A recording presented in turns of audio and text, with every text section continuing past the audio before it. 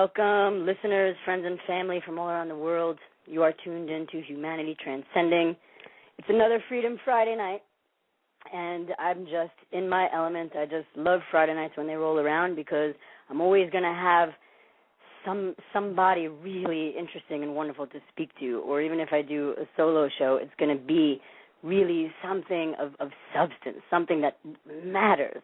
Not that other things don't matter, but there are things going on in the world, in our lives, that really matter, that really impact us, that really influence the way we operate, the way we think, the way we act. We don't even realize it. You know, we think it's our own thoughts, but a lot of times, especially, something as simple as the television, when we're watching TV, we're opening up our consciousness to anything and everything that is on there. And we're not really paying attention to what is entering my consciousness right now. Things like subliminal messages. These things imprint us. And so I myself, over the past couple of years, and now continue to be really picky about what I allow into my consciousness. I don't listen to certain things anymore. I haven't watched TV in a couple of years now. I mean, I'll see it with somebody else. I'm at somebody's house, but I haven't owned one myself in a while now. And I'm not saying that everybody has to do that, but it has been really beneficial for me.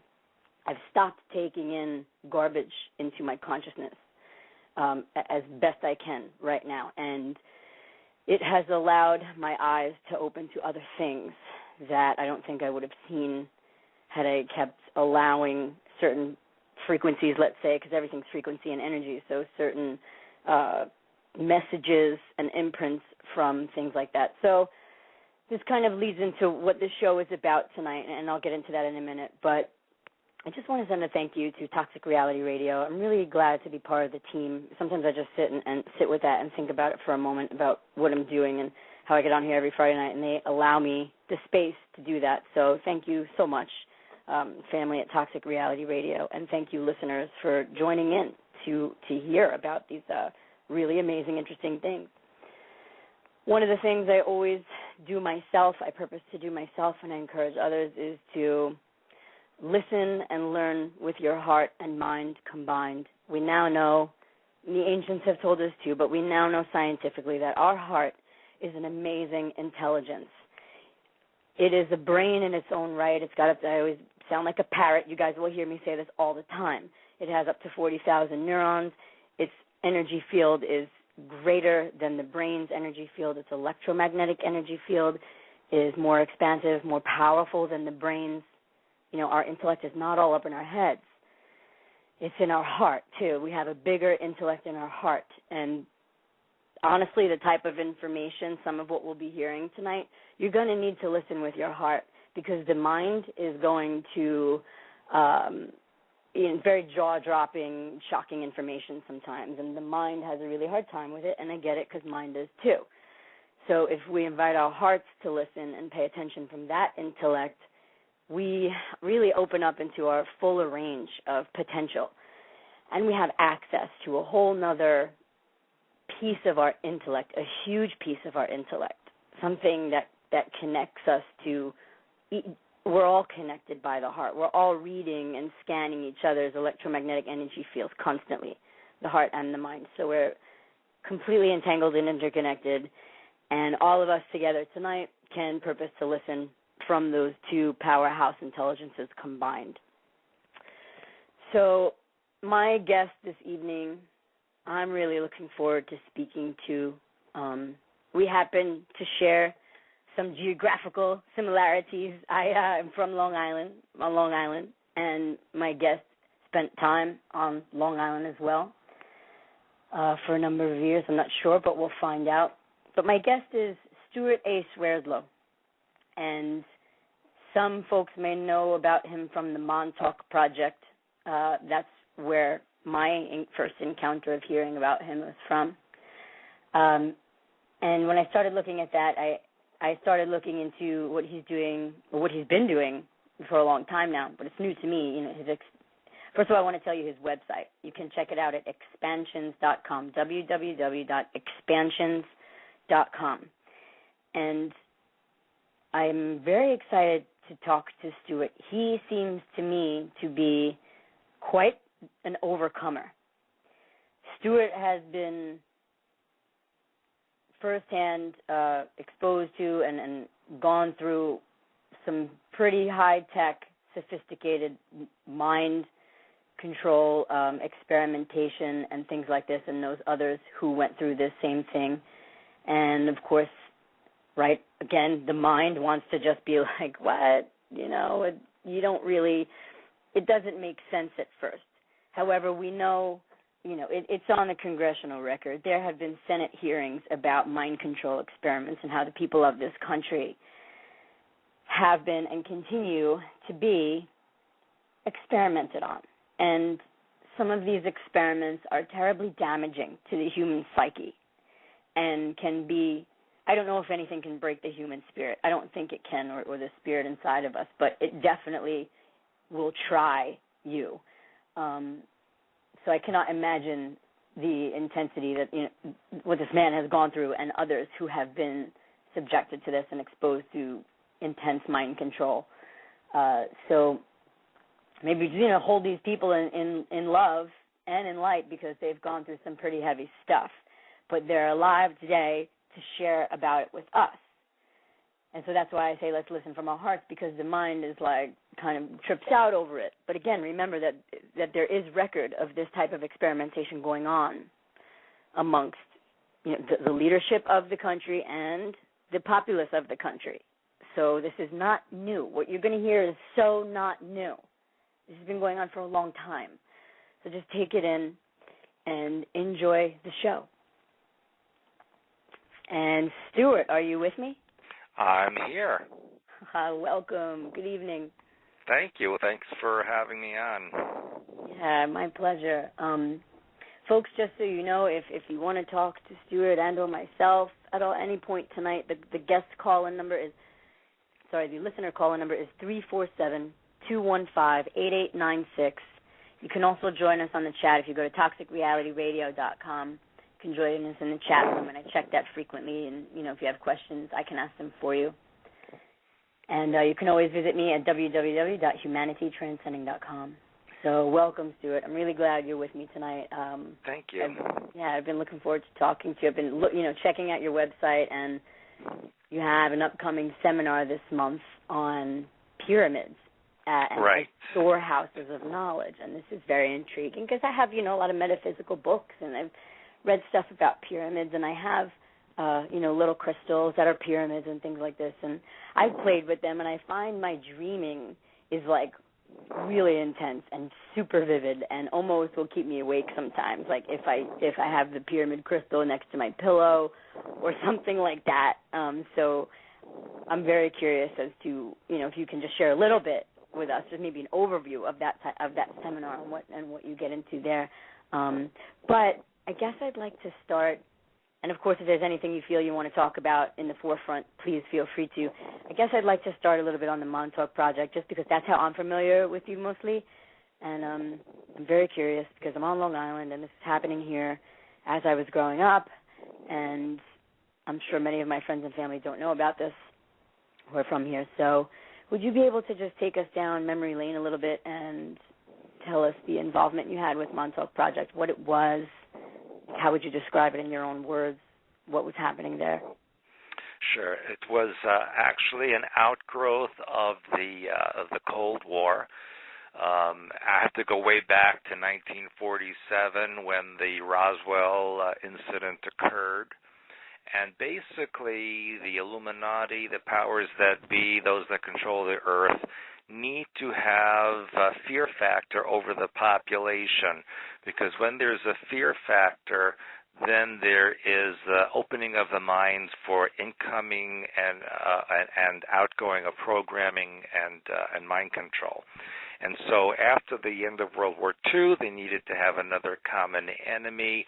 Of course, at the time then there was communism, but that wasn't enough. They needed to have a fear factor, and so they created the issue of alien beings, the sightings at Mount Rainier, the crash at Roswell.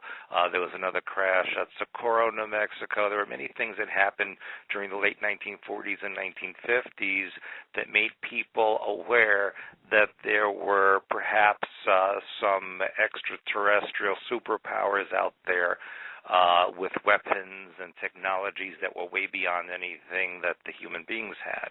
Now, I'd like to just interject for 1 second for people who might be like, hear extraterrestrial weapons or things like that. I'd refer them to a simple bill. The first time we heard about chemtrails, it was in the Space Preservation Act of 2001. But it relates to what you're saying, because in that bill, which didn't pass, he talked about extraterrestrial weapons. He actually says, he's talking about exotic weapon systems, and he lists extraterrestrial weapons as one of those exotic weapon systems. So again, folks, maybe sounds far out, but you can look up, I think it's HR 2977, Space Preservation Act of 2001, and it will list for you some of the amazingly high-tech, sophisticated technology we have, including extraterrestrial weapons. So please go forward. Stewart, I just wanted to put that out there for some people. No, I'm glad that you did, and I appreciate that you said that. Basically, when you have a situation when there's a small percentage of population, approximately a couple of 100,000 people, who are in control of several billion people, weapons and armies are not enough. So the most logical thing you can do is mind control the population so that they acquiesce to the rules and regulations that are imposed on them by the small percentage of the elite. And that's what we basically had experienced. And so from 1970 to 1983, on the eastern point of Long Island, which was Montauk Point, which was, by the way, an established base in 1799 when George Washington commissioned the excavation of an underground area to store weapons and supplies in case the British invaded the east coast of the United States. And for decades and centuries after that, they expanded it. And it became this huge underground location, even with submarine pens, etc. And in the excavation during the 1900s, they even uncovered technologies and levels that were there from Atlantean times. And so this was a major point of operation for the U.S. government and the New World Order. And basically, Montauk Project was about mind control, weaponry, weather manipulation, genetic manipulation, all kinds of experimentation that to the general public it would seem kind of bizarre and outrageous, but to the Illuminati and to those who know what goes on behind the scenes, it was actually very commonplace. And over those 13 years at Montauk Point, there were as many as 200 to possibly as many as 300,000 human beings who were experimented upon in these various modalities, most of whom did not survive. I was one of the less than 1% of those who were involved in the experimentation, in other words, being the target of the experimentation, who survived.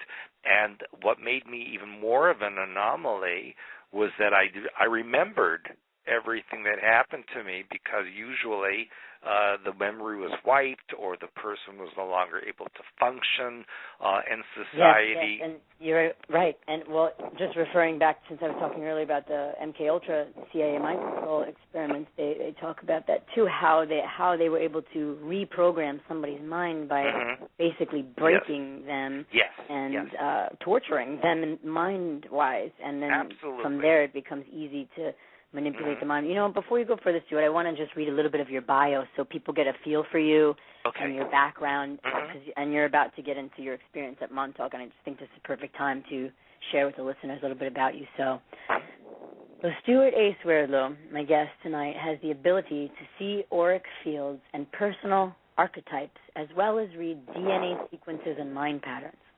With his cutting-edge research in health and spirituality, He is a powerful intuitive who uses universal law to resolve everything from health, money, relationship, and mind control issues, even reaching into your other lifelines and beyond. A gifted hyperspace intuitive, Stewart A. Swerdlow moves his consciousness beyond time and space to determine your foundational mind pattern upon which all your life experiences are based. I totally get that.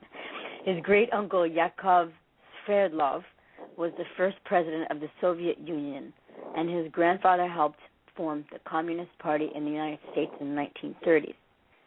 To ensure that his loyalties stayed with the U.S. government, he was recruited for specific government mind control experiments, including 13 years at the Montauk Project, right here on Long Island, which enhanced his natural abilities. Stewart, a linguist who speaks 10 languages, wow, is an expert in deprogramming and determining which Illuminati programs are embedded in the mind patterns of any individual. His mission is to help others heal themselves in a positive way, thus avoiding the negativity he experienced. By learning how issues in your life affect your health, by addressing programming that has been instilled in you from birth or before, by understanding which of your simultaneous lifelines are influencing you right now, you hold the keys to self-understanding and self-healing. Stewart is a master at helping you help yourself. I mean, this is really awesome, Amy. We know everything's interconnected at the levels of energy, and so there is no past or future. That's a construct of the mind, right? And that's why we can visit past or future, because it's all in the mind. And correct. Amazing stuff. All right, so I just want to give that background. So tell me more about your experience at 13 years out there being involved in this project. What happened to you? What was your role? And I just think it's amazing that how you've turned it around, because, you know, for some people this could destroy them. It could be like the end of them. Well, it almost was for me.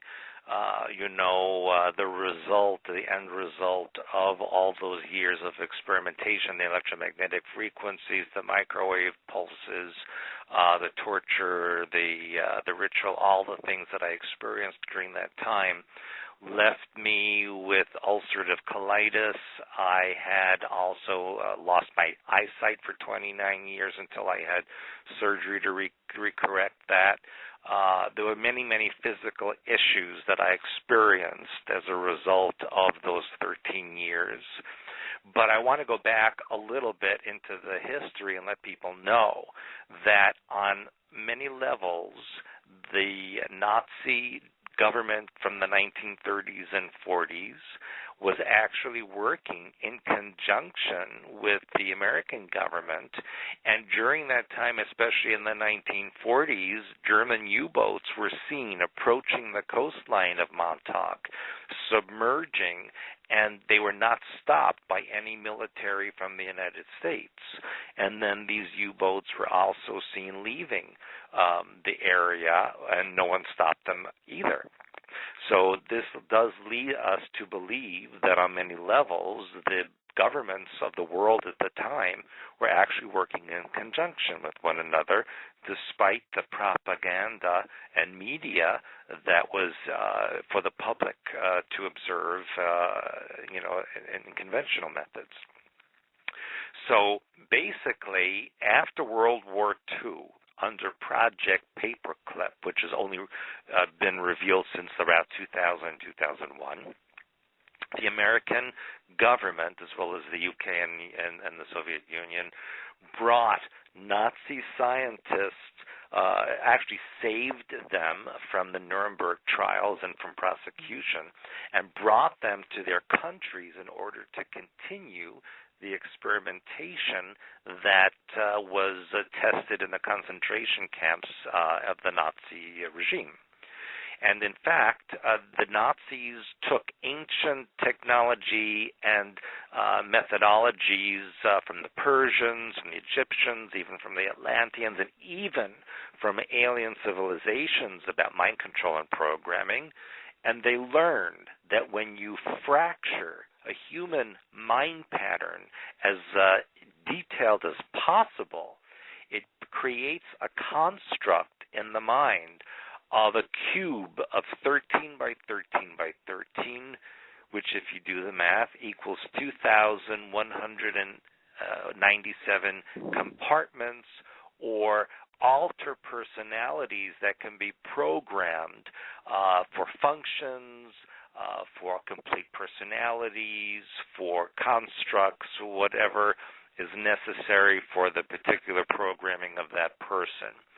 They also learned how to go into the DNA and the 90% of the mind that isn't used to look at the alternate or simultaneous existences of that particular personality, which will show them the different lifetimes that those persons have experienced. And then based on that, they can program the alter personalities with information and functions based on those particular lifetimes. Because when you program a person, it has to hook into a previously foundational mind pattern and experience. You cannot program a person with something that isn't already within their... You're saying they need like a base kind of imprint for it so that it can be developed on and... Correct. In other words, if you have no talent in cooking, they're not going to program you into a major world chef. But right. But if you have some kind of talent or ability in some lifetime, then they can extrapolate on that and create an alter personality who does that.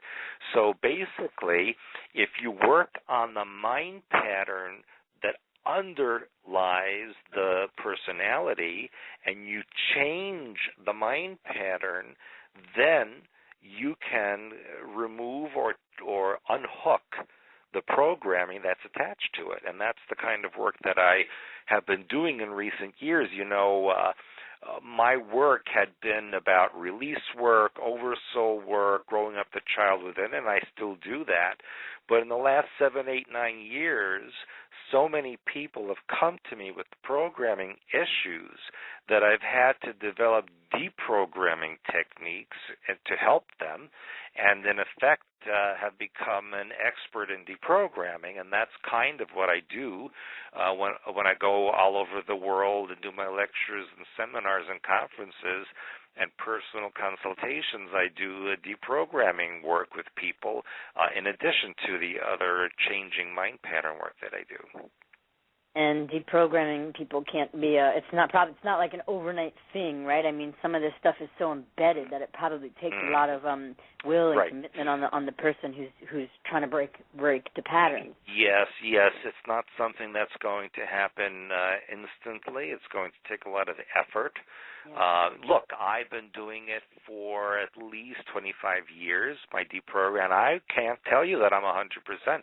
I still have some triggers and programming issues that I'm working on. Yes, I am aware of my triggers, and I recognize them when they occur. And that's powerful, though, right, to be aware. Yes. I mean, even myself, like I've been doing inner work for a while now, and, I've discovered some of my base programs that, contribute to my reacting sometimes. Or, just ask the people closest to me. I've been working on my reactive patterns, but sometimes it still comes up because, like you say, triggers. And so I guess it's just a basic function of the mind and how it works, that this is how it works. Programs are like downloaded. We download information, and then that we come from that space of that. So go ahead. I'm sorry. You were saying that. Well, what I really want people to realize is that 100% of the 7.2 billion people on the earth have programming issues. Every person on the planet is being programmed on a daily basis. So if anyone says, "Oh, I'm not programmed, I don't react," that's not true. Would you say television would contribute to that? Oh, absolutely. Television, radio, computer, cell phone, even the electrical current that goes through your home carries a carrier wave of programming that embeds itself in your mind pattern. So there's, in the old days, in the old days I mean over 20 years ago, they would have to take a person physically to a programming session, program them, torture them, fracture the mind pattern, mask the memory, and then put them back in the public. But these days, the entire planet is ringed by satellites, and we are 24/7 bombarded by ELF and microwave and scalar waves, and so you could be sitting having lunch and you're being programmed, you don't even know it. You see, and so it's a 24-hour occurrence, and most of the heaviest downloads of programming occur between 2 a.m. and 5 a.m. in every time zone, because then it is when it's assumed most people are asleep and vulnerable, and they're not putting up blocks or protection techniques, and so they're being downloaded by satellites at that time period.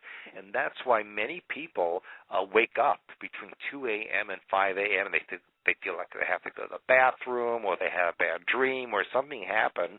They just feel like they need to get up. When you wake up, what's happening is you're changing the consciousness, and then you're setting the programming that's just been transmitted to you. So the act of waking up is actually setting the programming in.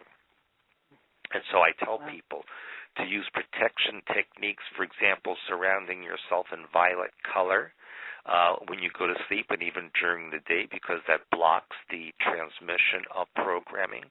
I teach people how to balance the left and right hemispheres of the brain to ground themselves, to do the what I call a brown merger symbol at the pineal gland, which reintegrates the fractured aspects of the personality.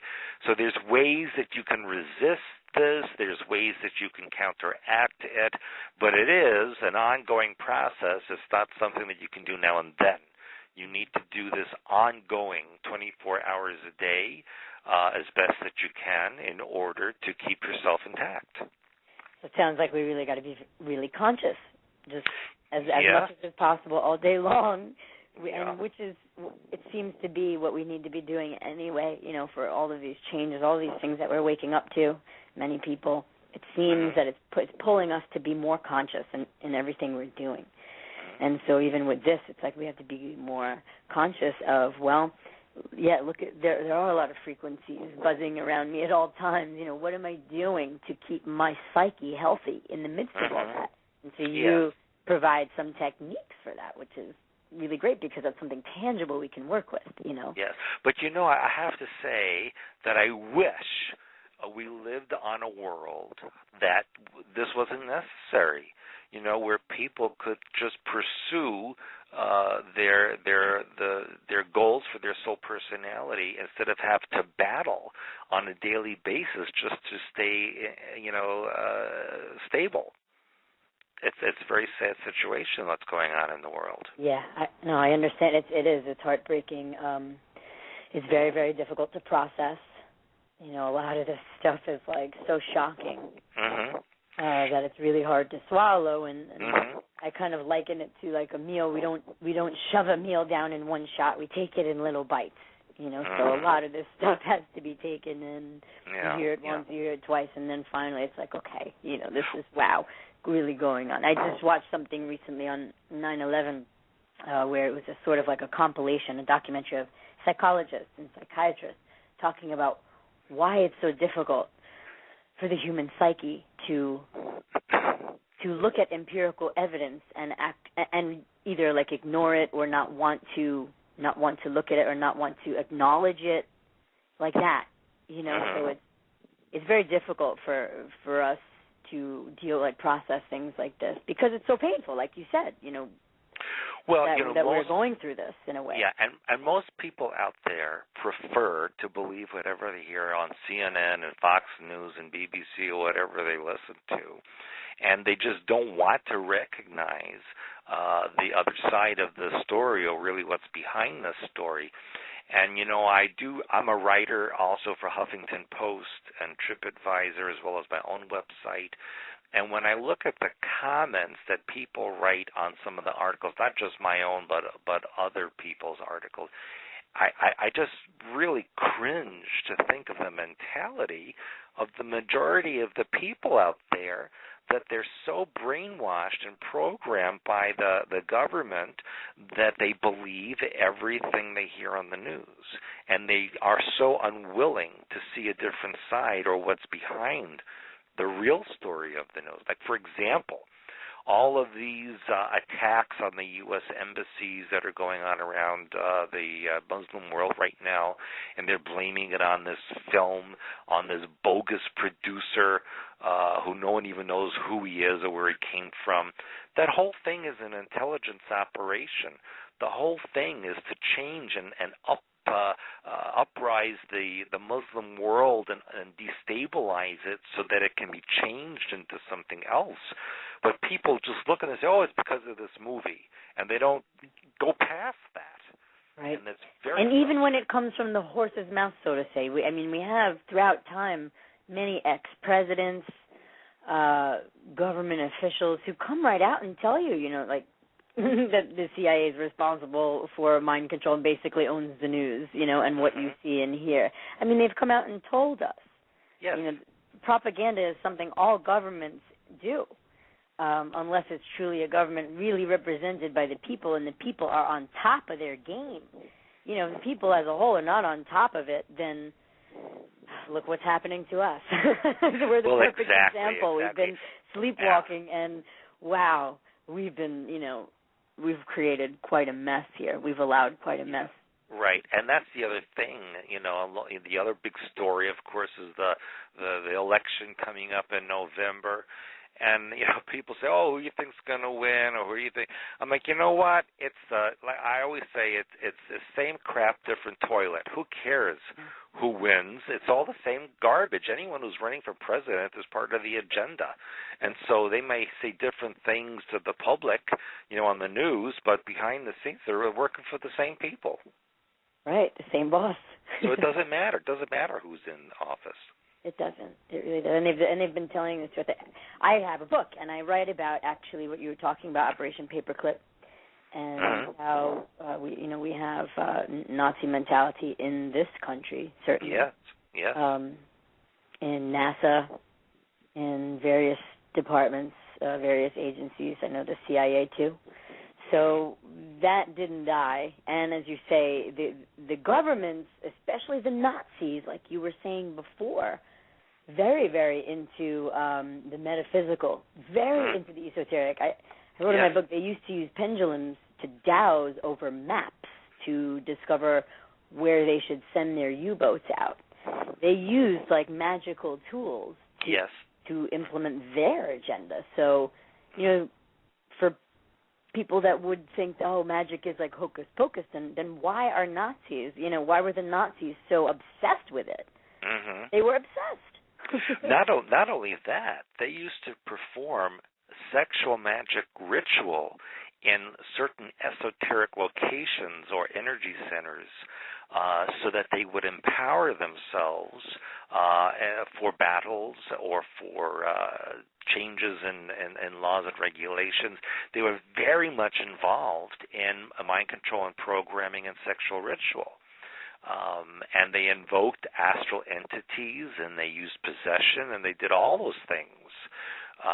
And they were also in contact with alien beings from the Aldebaran star system who gave them the technology to create what they call the Vril craft, which the Allied armies reported seeing these fast fighters. They call them Foo Fighters. They were going 5,000 kilometers per hour, even back in the early 1940s. And after the war, they found papers, and the Nazis kept extensive paperwork and documentation on everything they did, on the island of Peenemünde in the North Sea, which was their version of Area 51 in those days. And they talked about the aircraft that they had and the contact with extraterrestrials and the technology that was given to them back in the 1930s. And so that's why they felt so arrogant and sure of themselves at the time, because they really felt that they were going to win the war and control the earth. And another thing that people need to realize, and this is maybe a more scary aspect of what's going on, is that there's a fourth Reich, which is now here. It's not even in development. It's already here. And they are planning to maybe battle the Illuminati for control of the world. And I feel once things really get hopping and there's a lot of chaos going on, that's when the Fourth Reich will make themselves known and interject their agenda and try to take over the earth as well. So there's a lot of factors going on. It's not just the Illuminati. There are many other groups that have an agenda for global domination, and now as we're getting towards the apex of all of this happening, they're all getting their positions in order. Yeah. It's a very complex situation, actually. It is, and it's a whole hidden history, and it's, we're uncovering it more and more, and it's just amazing what we've been, deliberately kind of closed off to, and in a way, I guess, we must take responsibility on our own, right? We weren't really looking, a lot of us. Yes. But it's also, it's on both sides. We weren't looking, and the ruling elite per se, go out of their way, work 24/7 to keep us, as you say, in a fear-based paradigm, yes, in a disempowered paradigm, feelings about ourselves.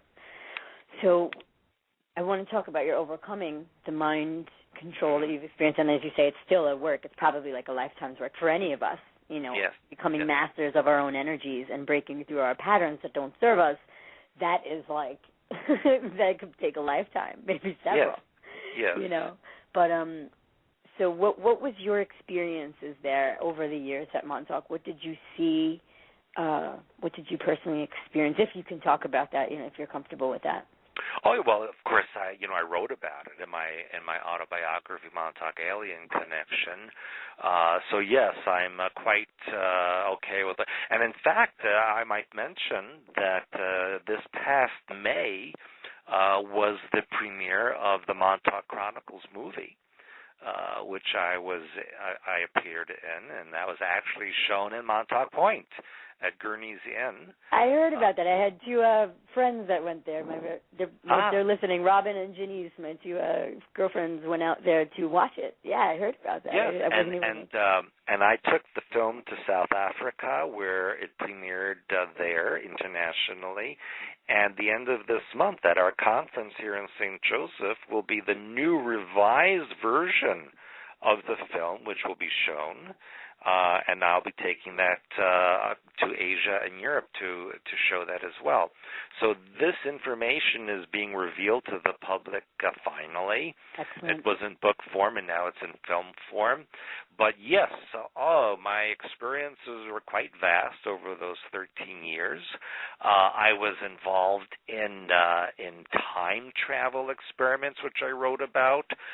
They were able to take alien technology, which works on frequency and vibration, and tune in to a specific point in time and space, because every point in time and space is unique. There are not any two that are identical. And so if you know the coordinates of the vibration rate of a particular point in time and space, and you tune into it, there's an instantaneous connection, and that's how time travel and deep space travel can occur in a matter of a split second. It doesn't take years and centuries to travel. It actually takes a split second, as long as you have the frequency. And is this anything similar to like remote viewing? Well, it's different. Remote viewing, I just have to say something about that. Remote viewing is something the government gave out to the public to divert their attention. So while they were looking at that and studying that, they were not paying attention to the other stuff that was going on. Because what I teach is the hyperspace methods, and that's what the government was using. to tune into various events in time and space. And of course, I teach. So you're saying they were doing the remote viewing too, but that was like nothing compared to what else they were studying and researching. Remote viewing is like kindergarten level. Right. And hyperspace is like graduate level. Let's put it that way. And so, they have all the public. They give out all these this remote viewing to the public and say, "Oh, yeah, this is what the government's doing." No, it's not. That's that's the baby stuff that they teach you in the very first day of learning any of it. But people get enamored by that. And they think they're learning some secret information when in fact this the government's laughing up their sleeves about all that. So in effect. Basically, if you can learn to tune into a specific point in time and space using color frequency, mind pattern, and archetype, then you can pinpoint exactly where you want to go and what you want to see.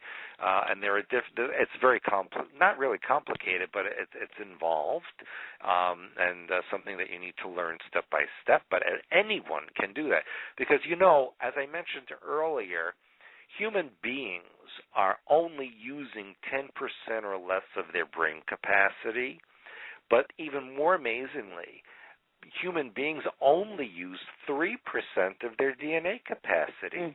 Wow. And so 97% of who and what you are is called by science junk. Right. And if you opened up even a small percentage of that, imagine the abilities that you would have and what you could do.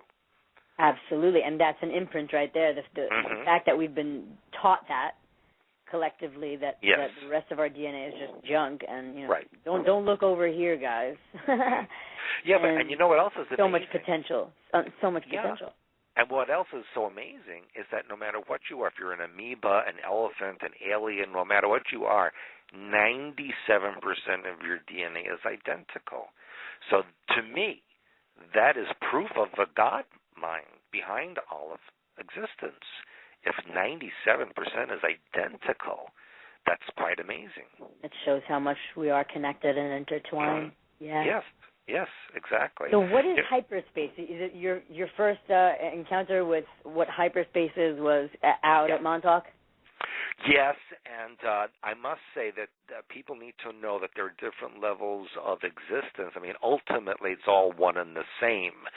But frequency-wise, physical reality in which we exist, all of us, that's the lowest, deepest density of energy. And then you go into the astral layer, which is kind of a borderline physical, non-physical. It could be either one, depending on your focus. And that's where all the entities exist, and the government uses technology in this location. It's a very, what I call a dangerous neighborhood. I don't recommend people going into the astral because it's very volatile. But when you go beyond that, into what I call the hyperspace level, this is pure energy, pure thought, pure transmission of all knowledge. It's the God mind location. It's where we all come from, and that's what I teach.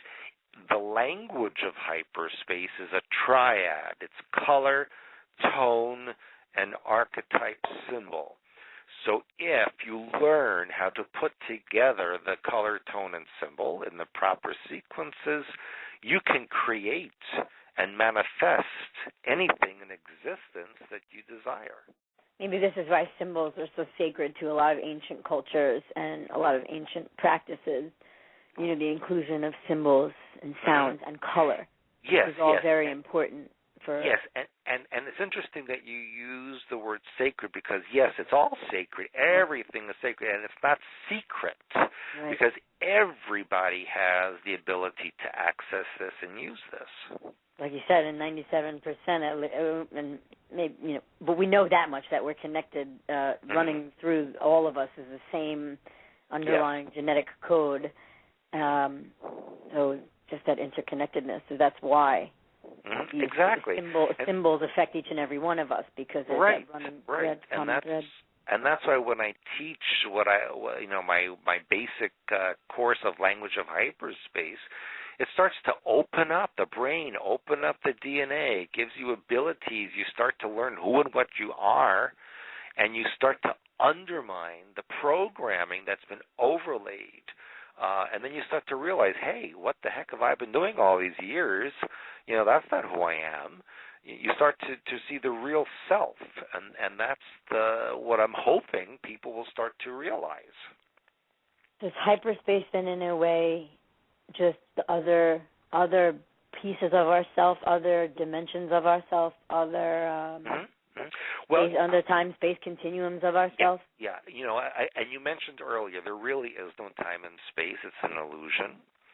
And so when we realize our actuality instead of our reality, then when you get to the actuality, the real core of your personality and being, you identify yourself as an immortal, interdimensional, simultaneous being that exists everywhere at all times and has the power and capacity of all that exists. Because we are part of the God mind, and because we're part of the God mind, we have all those attributes and characteristics. We're not different. We're just a piece of the big picture. How beautiful that is, that we can more and more come to know that truth about ourselves. Yes, exactly. It's like when you look at a picture, and the picture is made up of pixels. Each pixel is a microcosm of the macrocosm. It's really the same picture. Right, as above, so below. Yeah. And so when we know that, we can do anything. We can create anything. And the amazing thing is, or I should say, maybe what's difficult for many people out there is taking the responsibility to say, I created myself and my life. Nobody else did this to me. I created this. That's the hard part. See? That's the hard part, but that's the hard part, and it seems to be the most important part for anything, any spiritual walk. When I first chose to embark on a so-called spiritual path, I did not necessarily know what I was in for. It's very much been a path of loss of myself, of, let's say, relationships that were no longer healthy for me, ways of being about myself that I realized, hey, I don't really necessarily like who I'm being when I act like this. And so it's very much a challenging path. It's a path of journey to self, and because the programming is deep, so it takes a little while for us to crack it. But we do have the ability. We're amazing that way. We can break through anything, and taking responsibility is taking our power back. Exactly, right? Because once you say, I'm responsible, I did this, then you can change it. Exactly. And that goes for anything across the board. Anything, we can apply that to anything in our lives. When we say, you know what, I see my role in this, I want to take back my power and be responsible for this, man, that's when we can start really transforming and changing things. And I see that that's what you've done with your life. And here's an analogy that I like to show people, and that is, thoughts are like film. The brain is the projector. Physical reality is the screen. So say that one more time. Thoughts are like thoughts film. are like film. The brain is the projector, and physical reality is the screen. Right. Okay. So if you want to change the movie, that's playing around you, you got to change the film, and that's the way you think. It's as simple as that. Yeah, it really is. Which is sometimes more difficult to do it, but it is. It really is that simple, and entirely possible for each and every one of us. Yeah, but what I see out there in the world, not with everybody, but with a lot of people, is that they don't want to take responsibility. They want to blame, other people. They want to blame the terrorists. They want to blame the government. They want to blame, their mother or their whomever, and then they've lost their power. Then they become a victim. You see? We want to move from victimhood into creatorship, where we're consciously creating our lives now, not just by creating by default as a result of our program, like letting our programs run our lives. God, I spent so much of my life living like that unknowingly. Yeah. And just to have the eyes to see the difference is a gift. It's a blessing. Total blessing. What else is going on out there? Can you, do you remember going to any particular time-space continuums? Like you say, you remember some of the stuff that happened. Yes, and I wrote about that in one of the books, Montauk Alien Connection. One of the most interesting things that I experienced was when they sent me to the surface of Mars, which, contrary to what science says, Mars has an atmosphere. You can breathe it.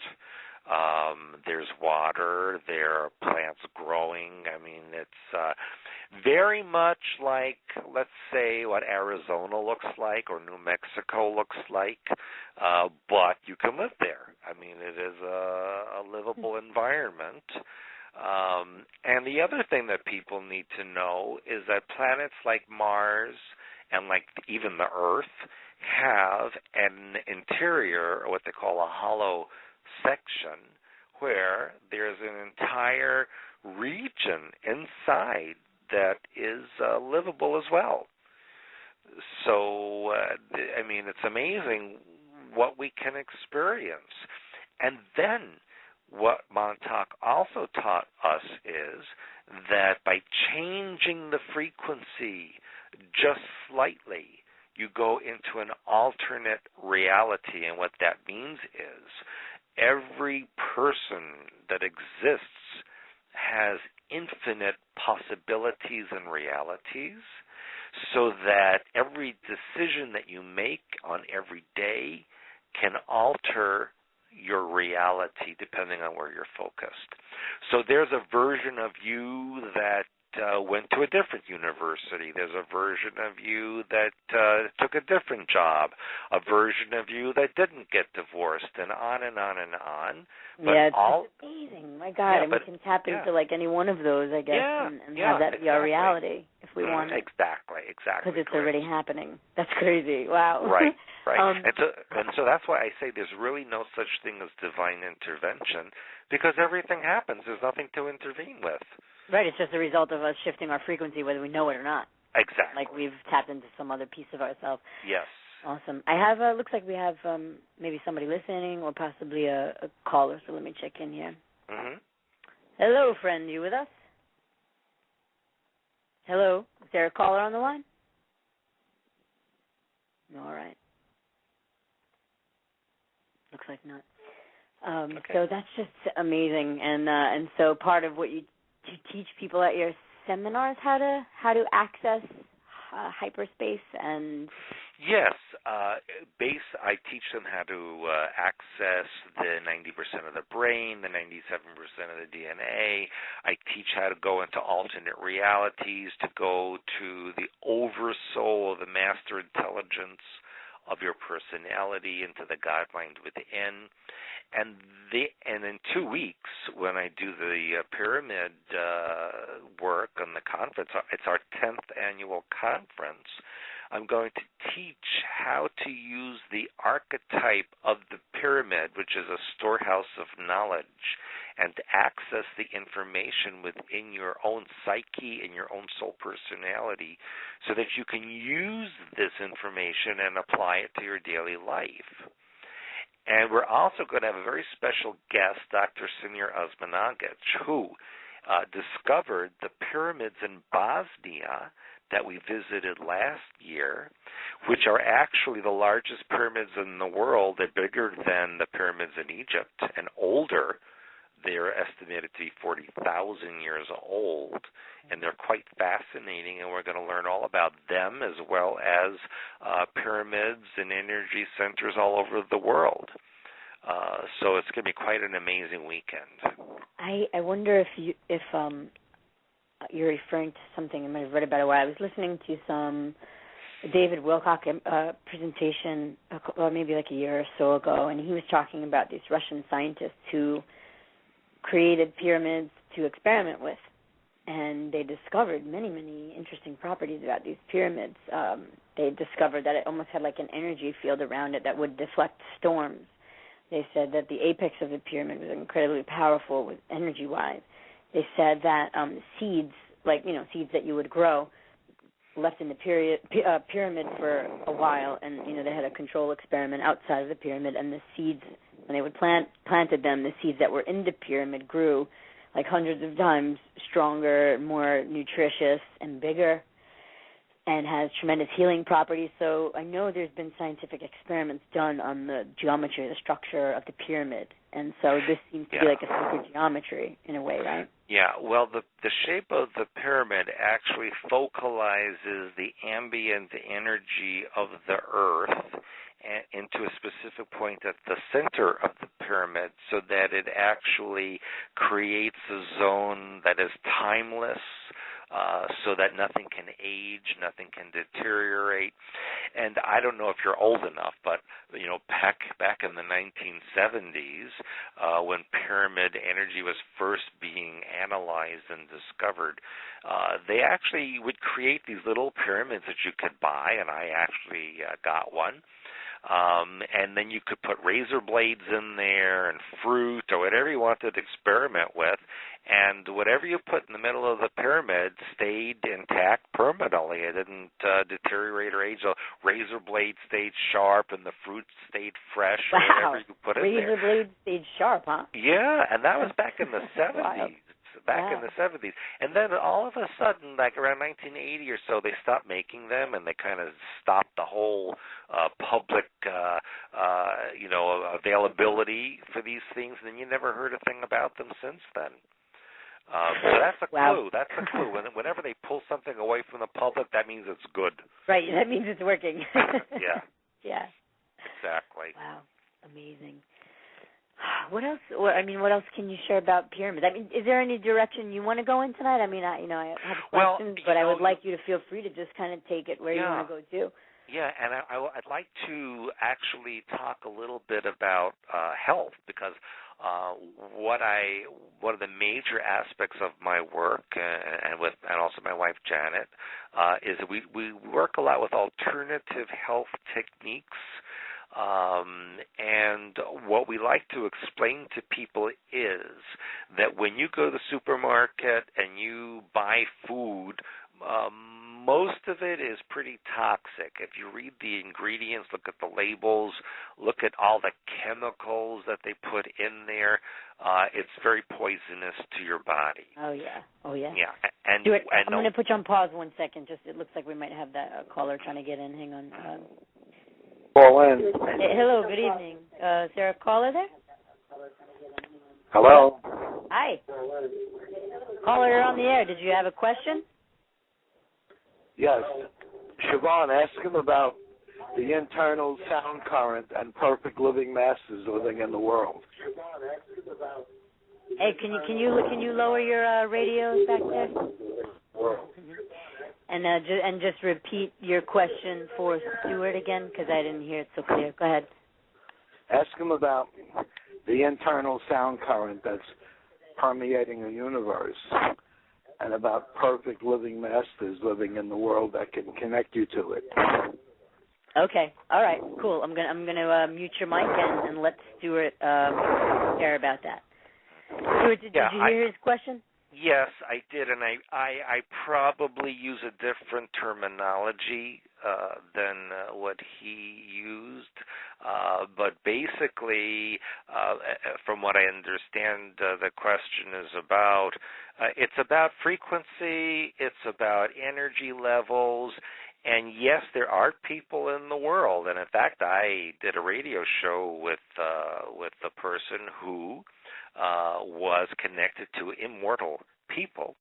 And yes, there are people in the world right now who are able to access and be aware of their totality, connect to the energies, become immortal, live for thousands and thousands of years in perfect health, and connect to their oversoul and the God mind within. And that's basically, from what I understand of the question, or maybe different terminology, but that's basically what I'm trying to teach people to do, is to connect to that part of themselves. And the interesting thing is that just a couple of weeks ago, a Russian scientist said that there are many people on the earth right now who will be immortal and who are immortal, because there is the ability to eat and live and think properly, so that right now we have the capacity to live to about 200 years of age, and those who do reach 200 years of age will at that time be able to reach 2,000. So in effect, there are people right now on the earth physically immortal, and can connect to the resonances of all that exists and utilize them. So if I understood the question correctly, yes, these are things that are ongoing right now. And unfortunately, the Illuminati seek to stop that information so that people don't have it. But no matter how much they program people, no matter how much they try to control, they cannot remove the God mind. They cannot disconnect you. It's not possible. So they can try to block you and make you try to forget. Yeah. But exactly. If we're responsible and saying, well, no, I'm not going to take this into my consciousness anymore, and I'm going to do this instead, then we can change that. Exactly. Yeah. Hey, friend, did that answer your question? Yes, I'm talking about a perfect living master that can travel to the astral world and the causal world, and who comes from beyond the mind zone and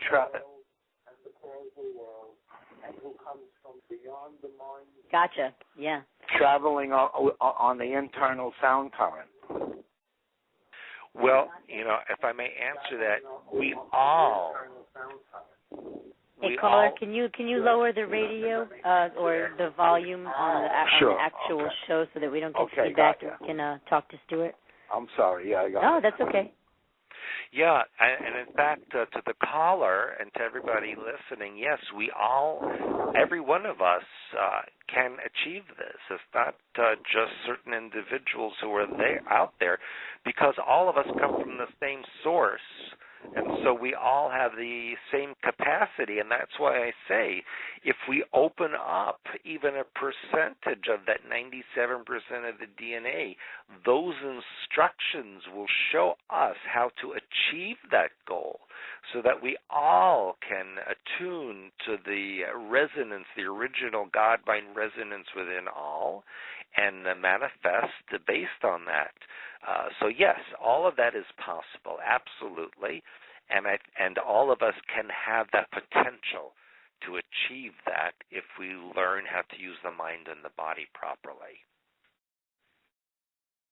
Well, that's awesome. I think that was a great question, so thank you for calling in, friend, and asking that, because what I'm hearing is basically that the human body is designed to live a lot longer than we've been living. Yeah. In fact, back in the 1980s, there was an article on the front page of USA Today that stated that human DNA is designed to live indefinitely, and that scientists were trying to figure out, why do people age and get sick if human DNA is immortal, basically? Is that nothing more than just a paradigm, a program so deeply embedded that we believe that we will age and die at fairly early on? Exactly. Is that all that is? It's all the mind pattern. If you believe something, then that's what will happen. If you know that you're immortal with no doubt, then you are immortal. It's really up to each individual and how they think. Wow. The world is really very simple. It's the people make it complicated. Yeah, right. We make it complicated for ourselves by first of all, I think by identifying ourselves as a thought, obviously that's erroneous, because I'm not a thought, but I have thoughts, so I think if we can make that distinction for ourselves, and so when we find ourselves thinking something kind of wacky or just something maybe not so nice or disempowering about ourselves or others, we can recognize that, hey, that's not me. That's just a thought I'm having, and I don't have to go with that. My friend Lisa has a good analogy for it. She goes, thoughts are like stray cats. You want to pick and choose which ones you want to feed, and maybe you want those ones to come around. And the ones that you don't want to come around, well, don't feed them. You don't want to be feeding thoughts that aren't healthy for us. Exactly. We don't have to feed them and keep them alive. We have the power to choose otherwise. Right, and that's why I do teach the release work, which eliminates the thoughts that are no longer serving a purpose for you. That's very awesome. Can you tell us a little bit about the release work? About what that entails? Yes, and release work means that during the course of our many lifetimes and even the course of this lifetime, we become imprinted with ideas and concepts that become like software that runs over and over and over, and we then project that out and reflect it back for ourselves. So what we need to do is change or alter some of those mind patterns or thoughts that we're projecting out by releasing the ones that we don't want anymore, and then putting in new ones that we prefer to have in our experience. And so that's what release work is about. And I have exercises called Golden Altar, the Child Within, Oversoul work, the shelf releasing on the brown shelf. Love it. I love it. I may have to come to one of your seminars. Do you ever do seminars in New York? I have a caller on the line. I haven't done work in New York in quite a long time, but do you think you'd come? Of course. Awesome. Create it, I'll come. Hello, caller. Welcome to the show. What is your question? Hello? Hello? Yeah, hi. I would like to ask Stewart about the HARP machine and how that affects our mindset and what they're doing with that. Stewart, you hear the question about HARP? Yes. And, what are your thoughts on that? Well, I'll tell you about that. There are actually 13 locations around the Earth that are connected to the HARP project. The two main ones are in northern Alaska and northern Norway. And what they're doing is transmitting electromagnetic frequencies into the ionosphere of the Earth and creating a kind of insulation or dome around the planet that encapsulates it. And then they're changing the morphogenetic grid, including the genetics of all the living things on the planet, by changing the frequencies of those items. For example, they're transmitting 440 megahertz into the ionosphere, which directly affects human DNA and changes and alters it, so that it can open up into different manifestations. So yes, that's absolutely going on. It's also creating seismic activity, volcanic activity, weather changes. All of these things that are going on right now in the news are being created by the HARP project electromagnetically.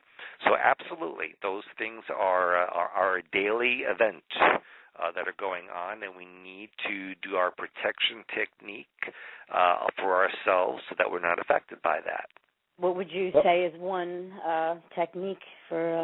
Yes, one technique that I teach is called the ultimate protection technique, and what that is you visualize yourself in a violet tetrahedron, which is then inside a violet octahedron.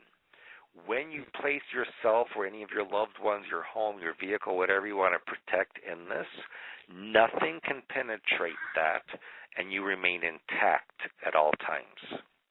Okay. Do you think that you can ask them also about the microchipping on the humans and how that they connect to each other in any way that is? Yeah, please do. Go ahead. Yeah, microchips, of course, have been, decades and decades, and in fact, when they force inoculations on people, there's nanotechnology in there that goes into the bloodstream and affects the different organs of the body. And, as I wanted to mention earlier, in the food that you eat are heavy metal toxins, and the heavy metal toxins embed in your cellular structure so that in effect you become like a walking antenna that picks up the transmissions from the satellites and cell phone towers and radio transmissions, etc. And so that's why I urge people to do heavy metal detox, to eat organic foods if possible, to flush the body energetically and physically. I have a whole bunch of protocols that I teach to do this so that you purify yourself and you are not then subjected to these bombardments that are going on out there.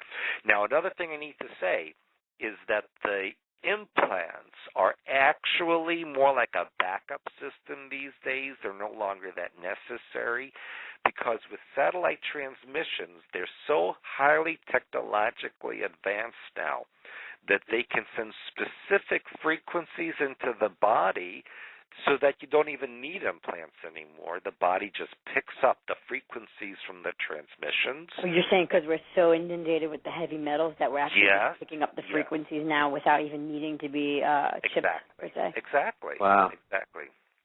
That's how advanced it is at this point. I guess lastly what I want to ask him about, and it just intrigues me all the time, is, and I don't know really if there's really any truth to it because it's hidden from us, but what's with this open Stargate that's over in the Gulf of Aden that they've been talking about for the last year and a half that has black water over there protecting it, and every other country in the world has their ships around it? I mean, do you know anything about what's going on over there? Yes, I've been there several times, and I will tell you that's a bunch of malarkey. There's no Stargate there. That is absolutely not true. I've been there. I've crossed the water several times, even between Yemen and Somalia.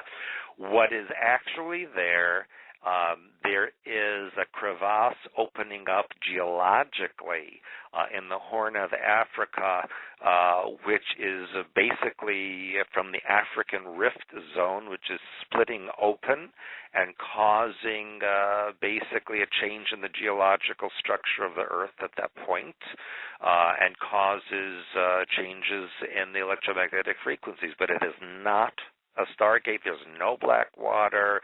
There's no lights over the ocean. Is that something natural that's taking place, Stewart? Yes. Okay. It's an effect of the fragmentation of the tectonic plate. So what, you think they're kind of just messing with the public mind? Well, because we know there are Stargates, right? I mean, is that something that you could talk about? There are Stargates, but those are artificial and those are technological. I've been there several times. There's no Stargate there. No, I mean not there, but I'm saying just in general. Are there points on Earth that could be considered a Stargate? There are like the Bermuda Triangle. Well, and anything maybe to do with the pyramids, is that linked into it in any way? But again, those are artificial. They're not natural. Those are things that have been created artificially in history by the Atlanteans, by the Lemurians, by our current government. Yes, there are Stargates, absolutely, but they're not natural. Now, natural means that there are vortices on the Earth, natural points on the Earth that can act as a vortex between dimensions. Yes, those do exist, but an actual Stargate or a wormhole, that's more likely an artificial creation. Really? Wow. Yeah. Okay. Any other questions for you, Clement? No, I think that's pretty much it. I mean, I wanted to thank you for coming on the radio and so we can hear this. Really important, especially I come from Long Island also, so I'm really intrigued about that whole Montauk Project. The other thing I wanted to maybe ask about the Brookhaven Labs over there, the hospital, the fake phony hospital that exists there for whatever else happens over there, basically. I don't know. I'm a real estate developer, does commercial development, and I find it very unusual how the development has exploded around that hospital that doesn't seem to have any type of medical business that happens there whatsoever. I personally know some of my friends who have built buildings and being paid very large sums of money to do so, and I often think to myself, I really consider myself an expert, especially on this island, about real estate development. And 2 plus 2 there just doesn't equal 4; it equals 5 to me over there. It's something really strange, even when it comes to looking at what's there and how they're building up. Yeah, and it's interesting you mention that because the Shoreham nuclear power plant that they started up and then closed down, and then it's contaminated. No one can go near it for hundreds of years. That is actually built over an old Tesla laboratory, which is being used energize the equipment at the Brookhaven National Lab, which then is being funneled towards the Montauk Project area for what they're doing there as well, which is weather manipulation at this point in exoteric weaponry.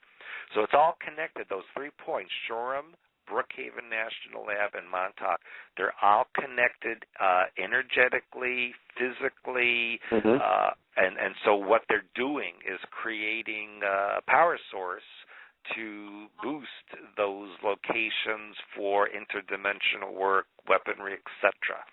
And you'll notice over the years that it is in these areas that we had the destruction of TWA 800 and the Swiss Air Flight and JFK Jr. and all of the planes that vanished or were shot down or destroyed were from those 3 locations. And so, yes, that's what's going on. It's actually a black ops project to fund and energize what was happening at Montauk. So you think it directly relates to the development that's going on around it with all this new offices popping up? I mean, I'm talking state-of-the-art, art build-outs. I mean, I know from the inside, from, the construction guys that I know all over the island, and Richie did just tell me, listen, we're building stuff in there at costs that you can't even imagine. And to me, it's like, I know every hospital thrives on Long Island, and I know that ain't one of them. and I know that isn't one of the LIJ North Shore systems that they're gobbling up land everywhere they can around it.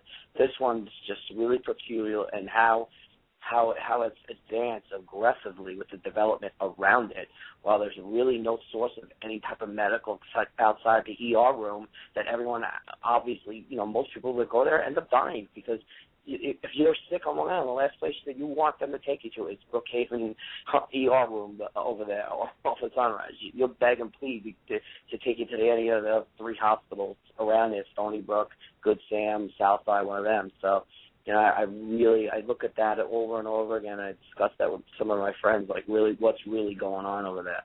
It doesn't add up. Stuart, are you saying it's a cover for the activity that's going on? Is that why it's such a crappy hospital per se? Because I hear the same thing about it. And And you're saying it's a cover. I'm very familiar with that area. I did live there many years ago. And I will tell you that Brookhaven National Labs is used to send, let's say, frequencies up to satellites, which are then used to create crop circles at various points on the Earth.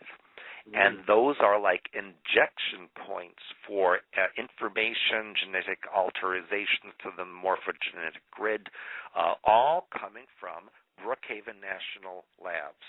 And I knew a person years ago whose father was involved in creating that information for transmission globally. And so, it's all a cover for what's going on behind the scenes, because what they're trying to do is change the genetics of everything that's living on the Earth to accommodate mind control and programming, and even to change and alter living plants and animals that we ingest on the Earth to accommodate. So why do you think they're just going all out to change the genetics of every living thing? I mean, what would be the purpose of that? It's like, are they terraforming the planet to suit a different type of life form? I mean, what would be the purpose of, is it for control too? Maybe it's both. I don't know. What do you think? Well, it's, if you notice, they're trying to recreate the conditions that existed at the time of Atlantis. Just yesterday, they announced that they found living cells of a mammoth that they were going to try to recreate, trying to bring back that time period of the Earth when there was complete and total global control and manipulation, and they're trying to create a genetics globally that will accept the mind control and programming without deviation, so that the society that they wish to create will be unchangeable, and no one would be able to fight against it. That's basically. Would that be driven more by like a cyborg type? I mean, I don't know if you follow Alex Jones at all, but seems to cover that a lot, the cyborgs and the rest of that stuff on there. Yes, I've written about this extensively. Yes, absolutely, they're creating a cyborg race, which will be totally controlled, no deviation, no questioning, and we're seeing that happen on a daily basis. Amazing. Thank you for calling in, caller. Anything else for Stewart? That's it. Yeah, that's good. Okay, great. Thank you, caller. Wow, I'm blown away. I mean, even to find out that Brookhaven is so deeply involved in a lot of this mind control experimentation and genetic alteration. Let's really go back amazing. If you go back in time to the 1930s and 40s, the area of Brookhaven National Lab was actually for what they call the Bund, or the German Nazi regime had a very big base there. And that was all about mind not control. Surprised, in a way I'm not surprised, because I know that happens in other areas of the country when it happened. We look like we have another caller here. Good evening. Are you with us? Yes. Hi. Do you have a question for Stewart? Are there benevolent extraterrestrials going to come to Earth and take the Illuminati out? Well, I'll tell you about that, and I write about that extensively as well. Yes, there are benevolent beings, but they do not interfere, because the benevolent beings know that if they interfere, then they take away the learning process. It's only the ones who have an agenda of control and manipulation that come and interfere. There's a saying, an old Chinese saying that says, if you give a man a fish, you feed him for a day. If you teach him how to fish, you feed him for life. And so the benevolent beings know that if they stand back and they allow human beings to make their mistakes and learn the issues of life, that they will progress. If you interfere, you take away the progress. So what about? Okay, I'm sorry to interrupt. Go ahead. No, I know that a lot of people want to believe that there are space brothers out there who come to help and all that stuff. And that's just New Age, diatribe. It's not true. The ones who are benevolent do not interfere. They do not come here to change anything. They observe only. The ones who interfere are the ones with an agenda.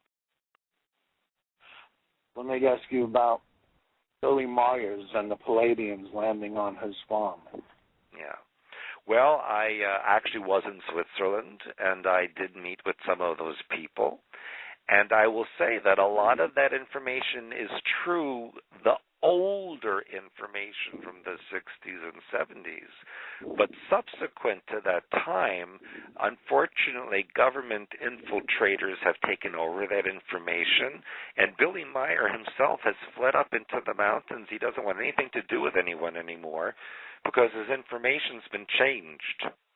And so anything that's happened since the 1980s, unfortunately, everything you've heard since then is with a government flavor to it. So do you think he did meet with the Palladians? Yes, I do. I do believe that he did. And I know for a fact from Wendell Stevens that this information was correct. However, as I mentioned, since the late 1980s, all of that has been, unfortunately, manipulated by the governments. What about the 212 alignment and the shift from Earth into the fourth and fifth dimension? No, that's all New Age stuff. That's not true. There's no shift. The only shift has to come from within your own mind. So nothing. The shift well, what about the 212 alignment? Well, there's been alignments since time began. It's a question of what people do with the energies. And unfortunately, most people out there are ignorant to what's going on and what to do with anything. And so the government takes all of that and manipulates it for its own usage to create fear and then impose the solutions that they want. Stuart, would you say, as far as, like, because I think what the caller is meaning is, because, I mean, we all kind of see maybe a shifting going on in the collective. Like we've been waking up and doing a lot of inner work and spiritual work and just becoming aware and awake. Is it possible for us to live out other dimensions, right, within our own self? But you're saying the shift is not happening like from outside of us. It's happening directly from the inside of us. Whatever shift happens is happening from us. It has to be from within. And each person has to take responsibility, and it doesn't have to happen at a certain time. It could happen right now. It could have happened 40 years ago. It could happen 100 years from now. It's up to each individual when they're going to become aware of who and what they are. Are we on the dawning of a golden age? According to Hindu theology, we're in the Kali Yuga, the Iron Age, and we're maybe entering into the golden age, like you mentioned. In the golden age, people will start living longer and longer. Well, again, that is up to each individual. That could have happened anytime. If there's no date when this can happen, awareness is from within. And there is no external imposition of this awareness. So again, it's up to each one of us as an individual to become aware of that. The golden age, look, I've heard this for decades, that it's going to happen this year and that year, and it doesn't happen. And it doesn't happen because people don't want it to happen, because they are so much, they're blaming so many other things instead of taking responsibility. Once human beings take responsibility, then all of this can occur. But until we do that individually and collectively, things are going to stay the way they are. Earlier you mentioned the pyramids. I was working with pyramids and studying manuscripts from Dr. Patrick Flanagan. I'm sure you are aware of his work. Were you familiar with Patrick Flanagan? Yes, I've heard of him. What's your question about that? No, I just wanted to know if you heard of Patrick Flanagan, because he was like a pioneer with pyramids and showing Kirlian photography of energy emanating out of the apexes. Yeah, Kirlian photography was actually invented in the Soviet Union back in the 1970s, and it did prove that there's a bioluminescence of all cells and all atomic structure, and that energy is always intact. It can never be destroyed, and that the pyramid focalization of that energy reanimates it and can bring life back to an inanimate object or to dead material. So yes, all of that is a possibility. So let me ask you this. What about during Atlantis? They interacted with extraterrestrials, and who built the pyramids? Well, the pyramids came from Sirius A technology. The Atlanteans were also very much involved with alien beings, correct? However, they did become involved in warfare with the Lemurians, and that's when a lot of the battles occurred, and a lot of destruction occurred after that. So, go ahead. No, people have the wrong idea about the Atlanteans being, a very advanced, superior race, and technologically they were, but spiritually they were not, because they were very involved in genetic manipulation and hybridization and warfare, and they were tampering with the laws of nature. That's why they went under. Yeah, correct. That's right. The Lemurians were more spiritual than the Atlanteans. Well, I disagree with you. I disagree, because the Lemurians were reptilian, androgynous beings who also had an agenda for global control, so they were not any more spiritual than the Atlanteans were. Oh, really? Yeah. Well, they had a continent in the Pacific Ocean? what was now, what the now Lemurians? has correct. So that would be what they call the island of Mu? That's one of the names, yes. Interesting. Yeah. I just love. Thank you very much. Thank you very much for being on. Mm-hmm. Say that again. No, I said. No, go ahead. I couldn't hear the last part. I'm sorry. No, I wanted to thank you for being on. I've been a fan of yours for many years, and it's just great information. I want to thank you very much. Oh, thank you. You're quite welcome. I appreciate that. And I want to thank you for your questions, caller, because you asked some really great questions. Really, got us into some interesting material. So thank you. Have a good night. You too. You too. Wow. Amazingly interesting stuff, Stewart. Talking about Atlantis and ancient Lemuria and how, again, that's been withheld from us. The history has been very much rewritten, and contrived for our minds, the easily, controlled minds of the masses. I mean, I know in public school system it's really a joke. Yes. You learn just everything there is contrived and designed to not really allow you to think critically, just like remembering dates and timelines and people and just nonsense, that doesn't expand the individual's understanding about what they're hearing. Since birth, I was reading on your website, you're talking about this imprinting going on even at birth and before that. And I did a show a few weeks ago with a woman, Janice Barcelo, who's a birth doula, and she helps women spiritually through their pregnancies, having a natural birth, a child in water, and just having a really amazing, beautiful experience giving birth, and that imprints on the child. And likewise, if it's a disturbing, traumatic birth or conception or growth, that's going to be imprinted on the child too. So information and energy, I know, is like everything. There's the energy and then there's the information that exists. And that information is constantly being imprinted into us and downloaded into us. So conscious we must be going forward, because if we don't realize, we'll just be run by base programs from could be in the womb or when we were born, or birth trauma. There's a lot of birth trauma that goes on. Right. Plus there's also inherited programming that we get from our ancestors as well. Right.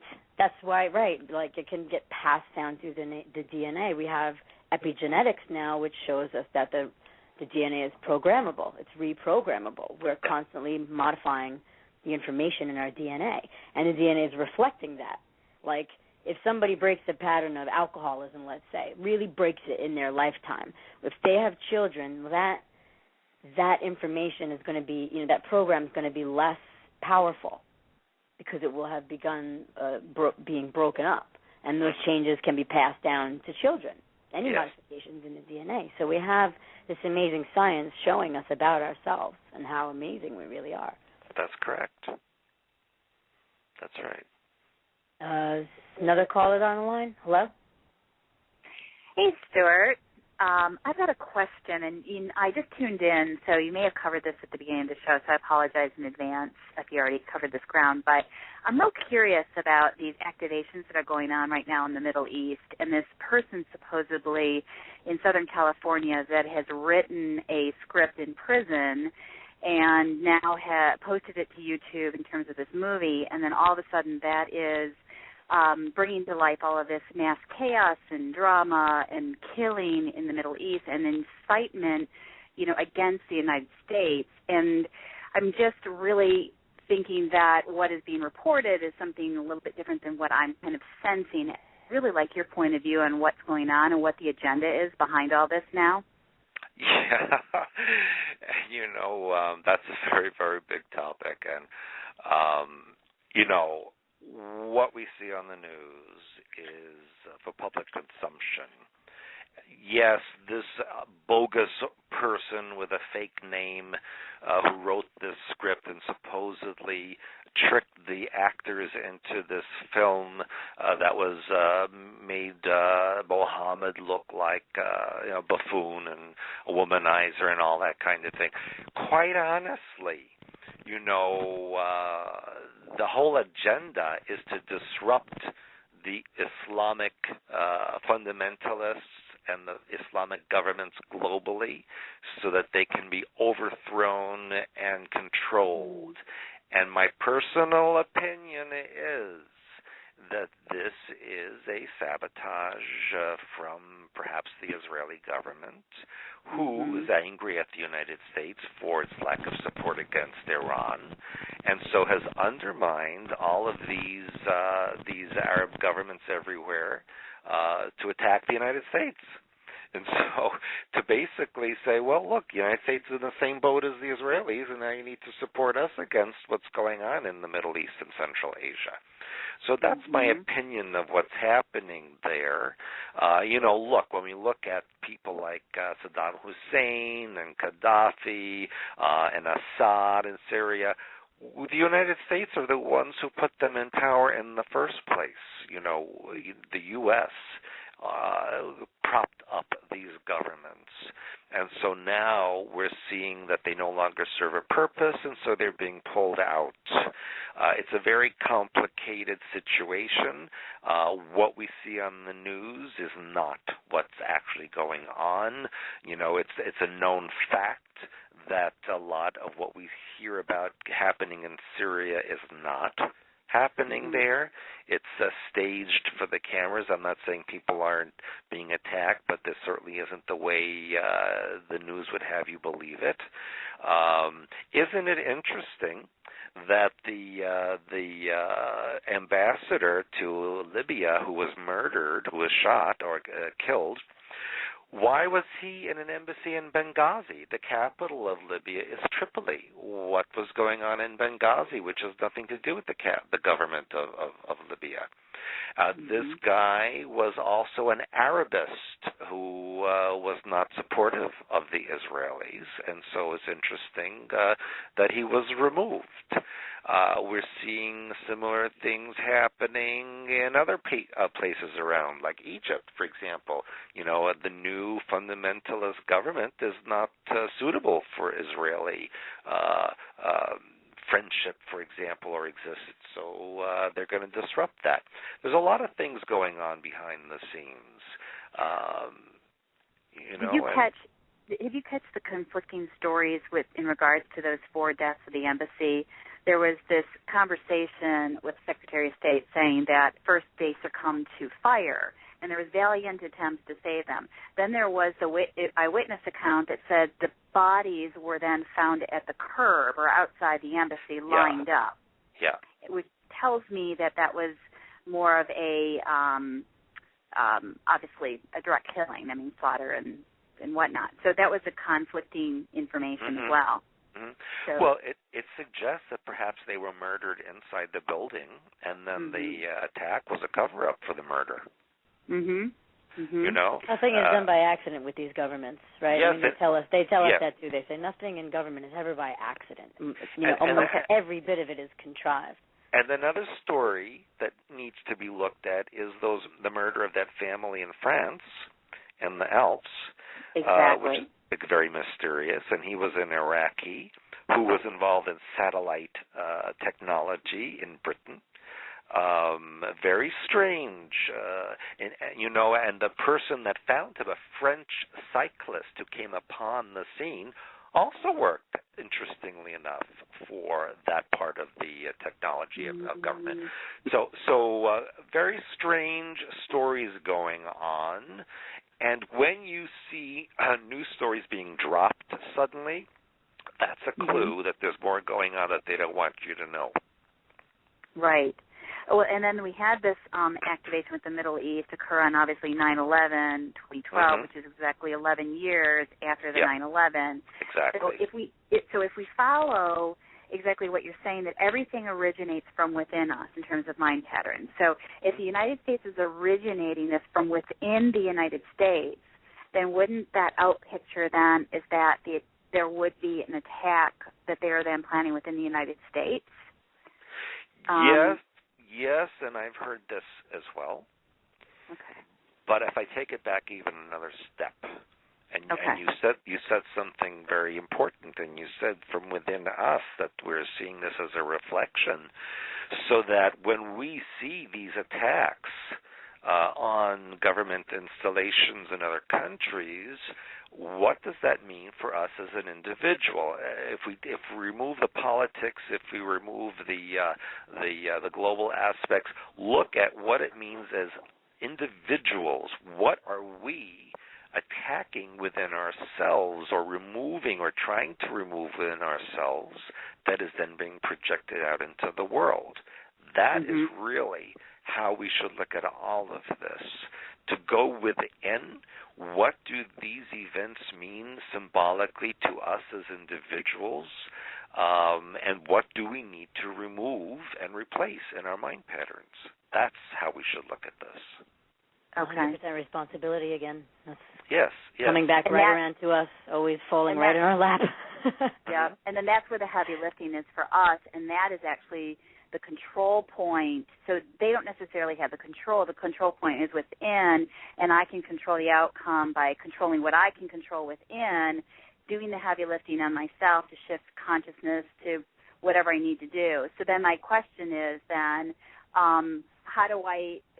is your work then all about identifying within myself exactly where that separation exists, where I am fighting within myself and my own DNA, and then healing that